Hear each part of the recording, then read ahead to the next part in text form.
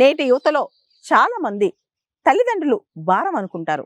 వాళ్ళ వృద్ధాప్యం బరువు అనుకుంటారు. చాలా సందర్భాల్లో వాళ్ళని వృద్ధాశ్రమాల్లో వదిలిపెడతారు. వాళ్ళందరికీ చక్కటి నీతి కథ. రీసెంట్గా మనకు తెలుసు, చార్ధామ్ యాత్ర మొదలైంది.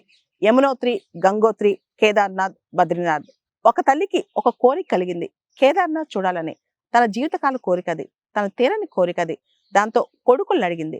కొడుకులు ధీరజ్, తేజ్పాల్ ఇద్దరు కూడా 60 సంవత్సరాల తల్లిని కోరిక తీర్చేందుకు ఆవిని డోలీలో మోసుకుని కేదార్నాథ్ తీసుకెళ్తున్నారు. దాదాపు 1800 కిలోమీటర్లు తల్లిని డోలీ మీద మోసుకుంటూ కొండలు, గుట్టలు, హిమాలయాలు లెక్క చేయకుండా తల్లి కోరిక తీర్చడం కోసం కేదార్నాథ్ యాత్ర చేస్తున్నారు.